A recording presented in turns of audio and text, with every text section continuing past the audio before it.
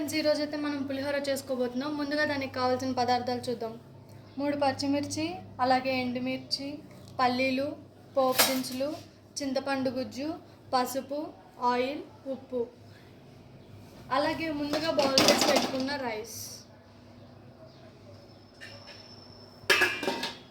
కదా ఫ్రెండ్స్, కావాల్సిన పదార్థాలు. ఇప్పుడు తయారు చేసుకునే విధానం చూద్దాం. ముందుగా స్టవ్ వెలిగించుకొని దాని మీద కడాయిని పెట్టుకోవాలి.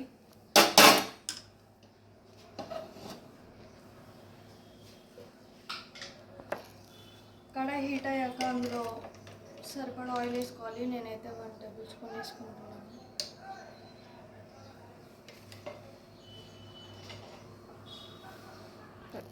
అలాగే ఆయిల్ హీట్ అవ్వాలి. ఆయిల్ హీట్ అవ్వనిచ్చినాక పోపు దినుసులు వేసుకోవాలి.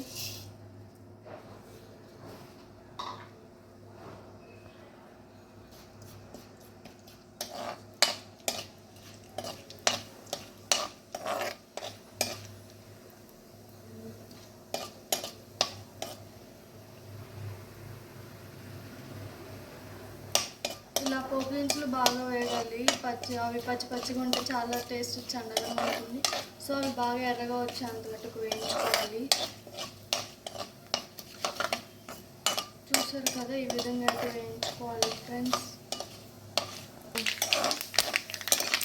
చూసారు కదా, ఇలా అయితే బాగా వేయించుకోవాలి ఫ్రెండ్స్. అలాగే ఇందులో ముందుగా కట్ చేసి పెట్టుకున్న పచ్చిమిర్చి, అలాగే ఎండుమిర్చి 2 వేసుకోవాలి.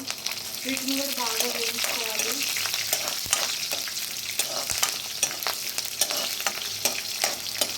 పచ్చిమిర్చి బాగా ఎర్రగా వచ్చేంత వరకు వేయించుకోవాలి. అప్పుడే తిని కూడా చాలా బాగుంటుంది పులిహోరలో.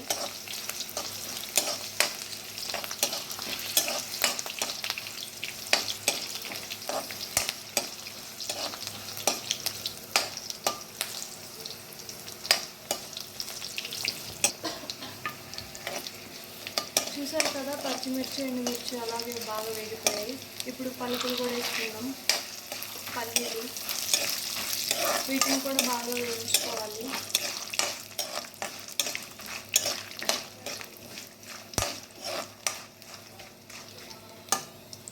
వీటిని ఒక 2 మినిట్స్ అయితే ఇలా బాగా వేగనిద్దాం ఫ్రెండ్స్ పల్లీలని.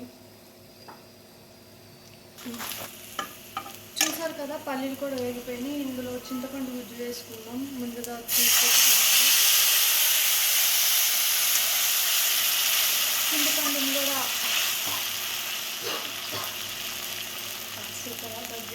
చూసారు కదా, చింతపండుని కూడా బాగా ఉడకనివ్వాలి. నేనైతే ఒకేసారి చింతపండులోనే సాల్ట్ వేసేస్తాను, పులిహోర కలుపుకునేటప్పుడు కాకుండా. మీకు టేస్ట్కి తగ్గట్టు వేసుకోండి. అలాగే అందులో కొంచెం పసుపు కూడా వేసుకోండి. బాగా కలుపుకోండి. ఉప్పు అలాగే పసుపు వేసినాక చింతపండుని బాగా ఉడకనివ్వండి. ఒక 2 మినిట్స్ అయితే బాగా ఉడికిపోతుంది. లేకపోతే చింతపండు టేస్ట్ అంతా బాగోదు ఉడకపోతే.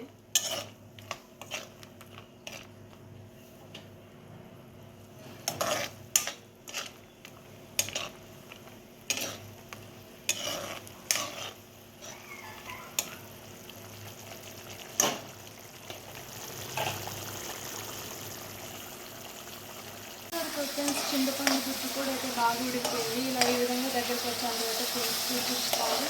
ఆ తర్వాత స్టవ్ ఆఫ్ చేసుకోండి. అలాగే ఇది కొంచెం చల్లారనిచ్చాక రైస్ కూడా బాయిల్ చేసుకుని మీరు చల్లారనివ్వండి. చల్లారిగా ఉన్నదైతే ఓకే, వేసి కలుపుకోండి. అలాగే ఇది కూడా కొంచెం చల్లారాలి. వేడి వేడి మీదగా కలుపుకోకూడదు, బాగోదు.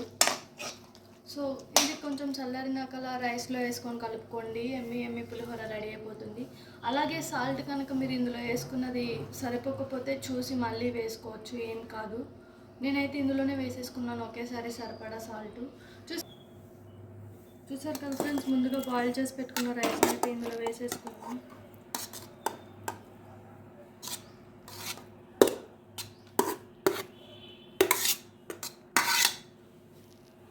అలాగే దీన్ని ఇప్పుడు బాగా కలుపుకోవాలన్నమాట.